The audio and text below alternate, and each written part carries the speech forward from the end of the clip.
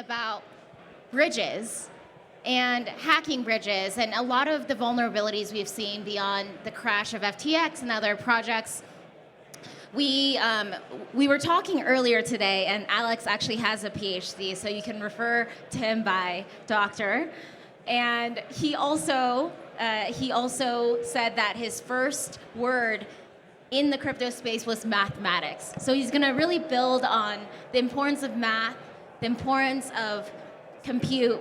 And one fun fact is also, I'm from the Filecoin Foundation, but he also got a grant from Near, who is working with us to really push forward the work around hacking bridges. So we're just going to give a few minutes for technology to work on stage here. And Alex, where do you live? Lisbon.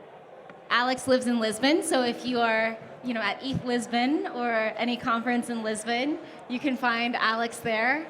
He can introduce you to his favorite restaurants in Lisbon.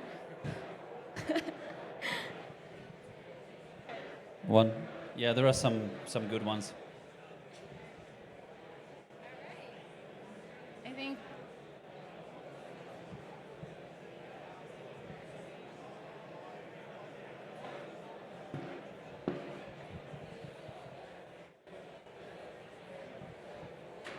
Good to see you. What are you up to? I just make sure.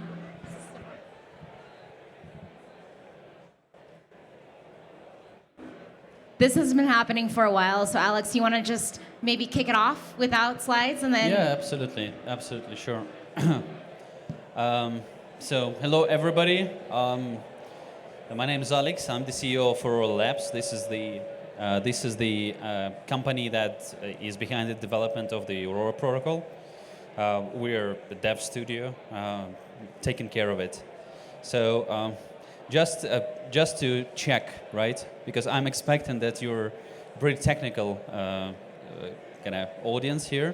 Can you raise the hands, the people who are actually coding something for the blockchain? Okay, quite a lot of you.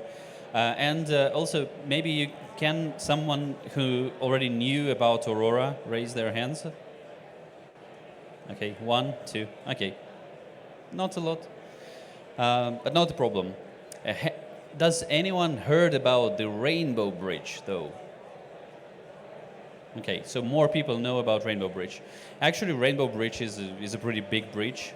Back in May, before the crash, on the Rainbow Bridge there was like 1.5 billion of liquid assets in stable coins. So I'm not calculating other things. Okay. It seems like things are working, which is great. Yeah, so my talk today is bridges, how not to hack up everything. Yeah, and the cool thing about Rainbow Bridge is that it has never been hacked, right? You have heard lots of stories. More than 2 billion were lost in bridges hacks during only the previous year, right? And I would like to share with you experience. What does it mean to develop a bridge? What does it mean to protect it? And what are the things that you need to think of when you're building bridge or actually any blockchain project? I would start with a very short overview of Aurora, what we are doing, and why the bridge is also very important for us. So Aurora is a solution that allows to execute Ethereum smart contracts on top of Near blockchain, right? So we bring this EVM compatibility and Web3 compatibility to Near, which has an absolutely different virtual machine for the execution of the smart contracts. The reason why Near has this different virtual machine, is because of the approach that Near is taking for scalability. And Near's virtual machine is asynchronous, right? So cross-contract calls are asynchronous. So in case you're doing a transaction that does multiple cross-contract calls, and then at some point in time something fails, there is no automatic rollback of everything. And developers need to think of this, right? So what we are doing there is that we are introducing a specific set of specific primitives that are called Aurora, that allow you to run your Solidity smart contracts there. We literally encode EVM as a smart contract, and we're putting it inside of the Near, right? So we're spinning up an EVM as a smart contract inside of the near execution environment. This is probably the most complicated smart contract in the world, right? The whole freaking EVM inside of it. You can think of Aurora as an L2 solution to Ethereum because of the Rainbow Bridge, because of its architecture. We're going to touch base on this a little bit later. The difference for us is we are an L2 with a decentralized sequencer, because our sequencer is the whole validator set of Near, and there are more than 400 nodes that are operating there. We have some additional things. We're pretty focused on the user experience, so we have some primitives that are helping developers create great products. So, for example, one can pay for the user transactions on the chain, and in general, users can onboard without any crypto. We literally just today launched a solution that allows to do this. And if you want to learn more about Aurora, you can always go to aurora.dev. There are a bunch of interesting stuff there. But specifically today, I would like to talk about Rainbow Bridge, its design, and why it can resist the attacks. So the way how Rainbow Bridge works is pretty much very different from almost anything that you know in the market. It is a truly trustless and permissionless decentralized bridge. We do not have anything like validators of the bridge. We do not have any third parties that are verifying transactions over the bridge, except for two things: consensuses of the Ethereum and Near network. If you're moving assets or transacting any data in between two chains, you by default trust to the consensuses of these networks. There is no other way, right? And there is nothing in between these two, right? Other bridges are proof of authority bridges. They have a set of validators that are running in between them, and because of this, or like a multi-sig, things like that, and because of this, I'm calling they proof of authority bridges. The closest technology to this one that we are using is IBC from the Cosmos, right? So they are using a similar concept of the light clients that are working. So how does Rainbow Bridge work? On Near blockchain, we do have a fully implemented Ethereum light client that is capable of verifying block headers that are sent from the Ethereum blockchain. There is no restrictions on who is capable of sending these blocks, and they're just every 12 seconds sent to Near blockchain. On Ethereum, there is a Near light client implemented as a Solidity smart contract. And here I would like to say hello to people who are not including Edwards curve as a precompile in Ethereum, because it cost us hell ton of money and hell ton of our just resources to implement the check of Edwards curve crypto signatures inside of Ethereum smart contract. We actually had written because Edwards curve signatures are used in Near protocol, right? So it's not SEC signatures that are used in Ethereum. So it took us to write a program that generated the EVM byte code that is verifying the signature, because that is the most efficient way. So we have not used there any Solidity compilers or anything to do this. And that smart contract is 1,200 lines of codes generated by a program, right? And this is only for checking the signature. It is super optimized.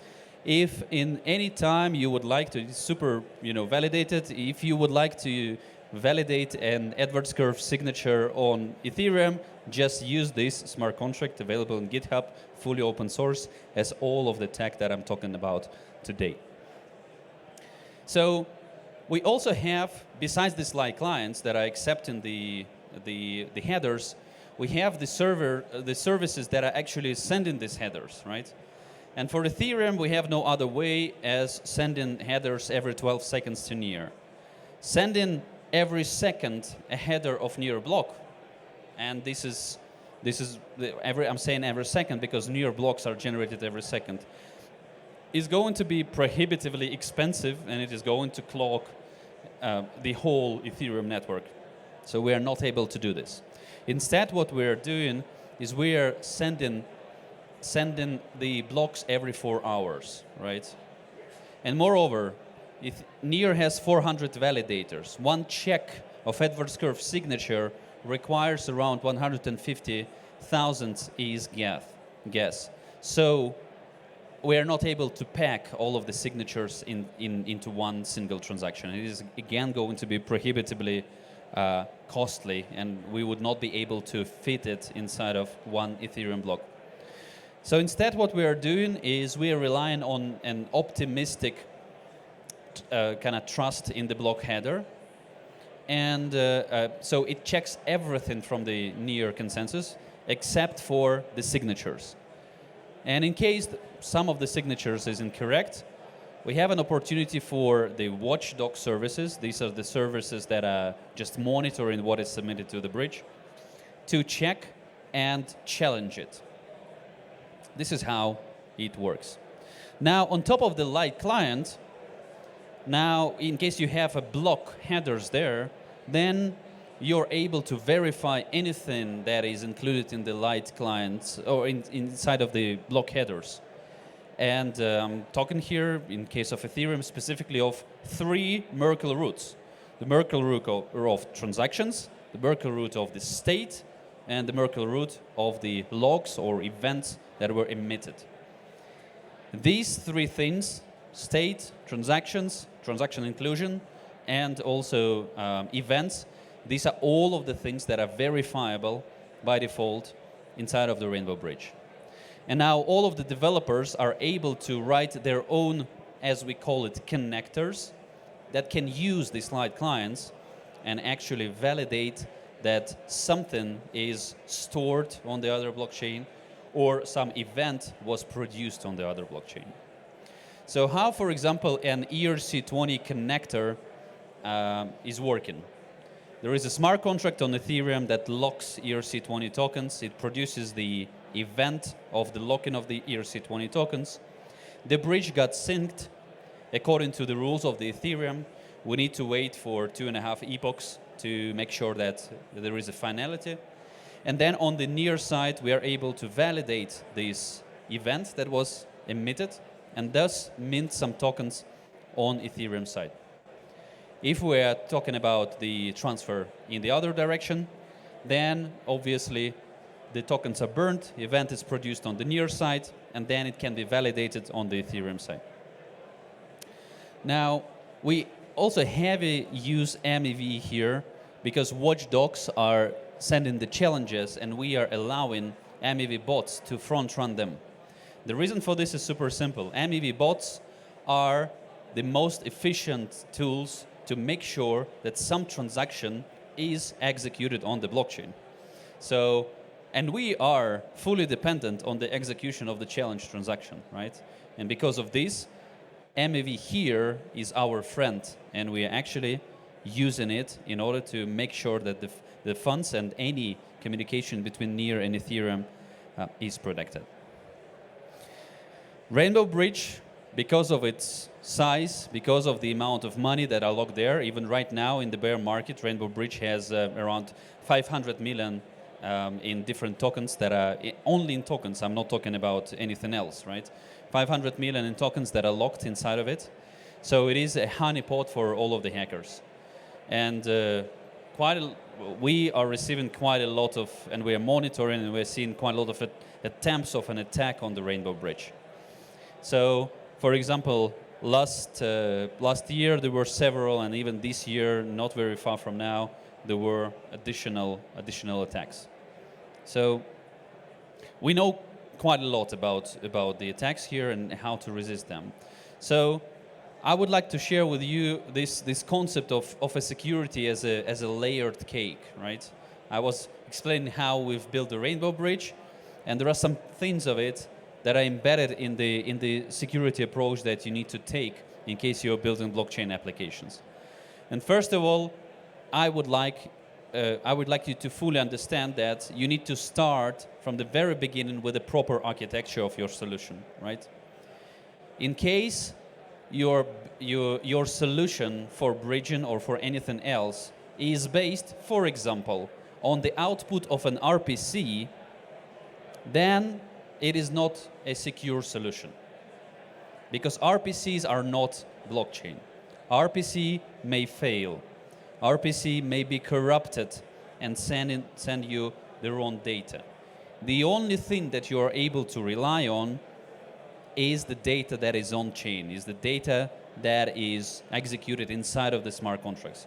Obviously, you may do mistakes in the smart contracts, right?